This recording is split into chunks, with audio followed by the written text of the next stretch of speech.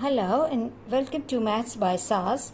This is my 11th lesson of D3 chapter number 6 exercise 6D, that is about parallel and perpendicular lines.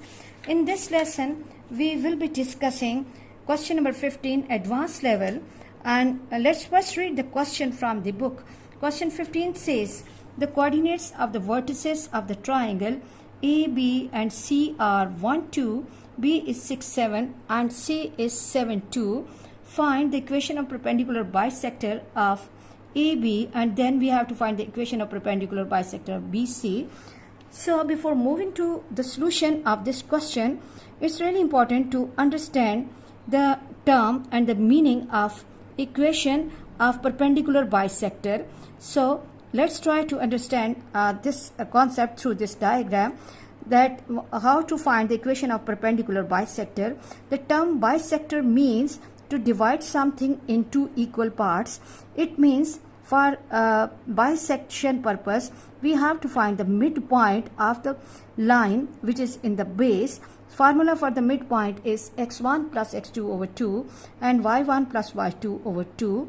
Now the new line is perpendicular to this line. So how to find the equation of that line, and what will be the relationship between the gradients of this baseline and the line which will be perpendicular to this. The relationship, as the new line is perpendicular to this line, so the relationship between the gradients of the given line and the new line, that the product of the gradients m1 multiplied by m2 equals to minus 1, m1 multiplied by m2, that the product of the gradients of these two lines will be equal to minus 1. And now the thing is that we have to first find the gradient of AB by using the formula y2 minus y1 upon x2 minus x1, and actual requirement is to find the gradient of CM. So the gradient of CM will be minus 1 over gradient of AB, and the equation of line will be in the form y equals to mx plus c. And in order to find c, the y-intercept, we have to make use of the midpoint. I hope this idea is clear to you all. Now let's apply this concept on the solution of the question, as we have to find the equation of perpendicular bisector of AB. Equation of perpendicular bisector of AB. So first of all we have to find the midpoint of AB, and formula for the midpoint is x1 plus x2 over 2 and y1 plus y2 over 2. So x1 plus x2, that is 1 plus 6 over 2 comma y1 plus y2 2 plus 7 over 2, and this gives me 7 by 2 and 9 by 2. This is the point that we will be using for finding y-intercept C of the new line, 7 by 2 and 9 by 2. And then what we have to do is the gradient of AB. Okay, m AB will be equal to y2 minus y1, that is 7 minus 2 upon 6 minus 1, which is equal to 5 upon 5, which is equal to m. Gradient of AB equals to 1. Now, as the requirement of the question is a line which is the perpendicular bisector of this AB line, so we have to find the equation of line DM. So equation of perpendicular bisector,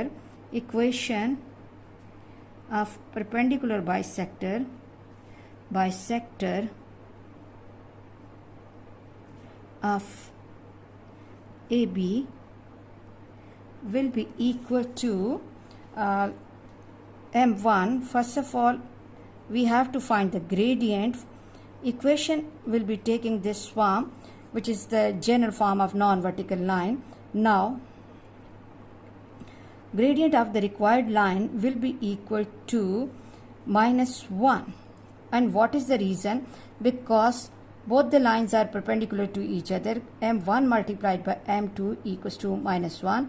Gradient of the given line is 1 when I will be multiplying this with gradient of the new line, and I have to equate it to -1.